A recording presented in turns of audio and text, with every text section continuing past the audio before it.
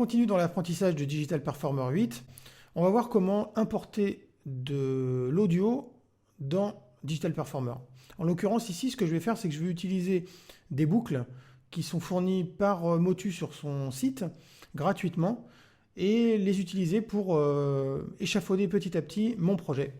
Donc ici, toujours pareil, plusieurs façons de procéder pour obtenir la même chose. Soit on passe par le menu File, Import Audio, avec le raccourci qui va bien en bout de ligne. Si vous voulez le mémoriser, c'est quelque chose qui peut être très pratique si vous êtes amené à utiliser à répétition cette fonction.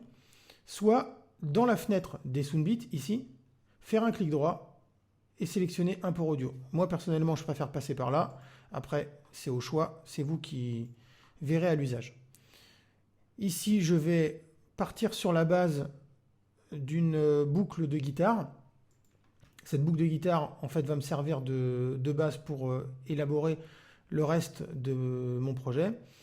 Ici, j'ai la possibilité de le sélectionner pour le faire passer dans la petite fenêtre d'à côté, dans l'éventualité où j'en aurai plusieurs et où j'irai chercher dans différents répertoires des boucles. Je peux en importer en masse, donc pas de souci là-dessus, vous pourrez très très bien le faire. Vous pouvez écouter aussi la boucle en question en cliquant ici sur le petit haut-parleur. C'est bien pratique. Une fois que vous êtes OK avec les boucles que vous avez sélectionnées, vous cliquez sur Open. On voit dans la fenêtre des Soundbit que une ligne supplémentaire vient d'apparaître. Ce qui est quand même relativement pratique, c'est de pouvoir, en désolidarisant la fenêtre des Soundbit, voir le détail des informations qui concernent la boucle en question. Ici, on a la durée, le format, la date de création, etc., etc. Donc ce sont des informations qui peuvent être précieuses, surtout quand vous en aurez une quantité assez importante. D'ailleurs, entre parenthèses, vous avez ici un filtre qui vous permet de sélectionner en fonction de certains critères les boucles qui vont être affichées dans cette fenêtre. Donc pensez-y, ça peut être très pratique quand vous en avez une quantité astronomique. Je vais replacer ma fenêtre de Soundbit en double-cliquant sur la partie bleue dans ma fenêtre consolidée.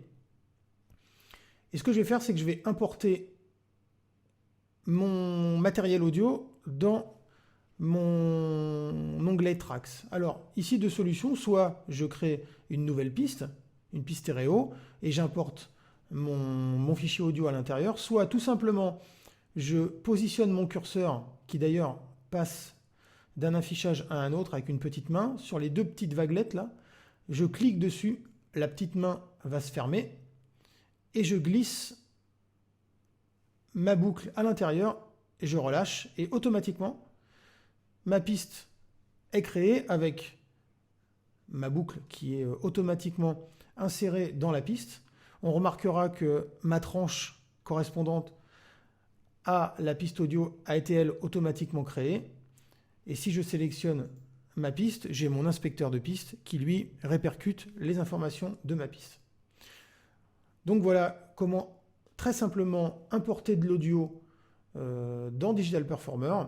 Vous verrez qu'à l'usage, c'est relativement simple et je vous encourage vraiment à utiliser les raccourcis pour gagner du temps et ainsi optimiser votre workflow.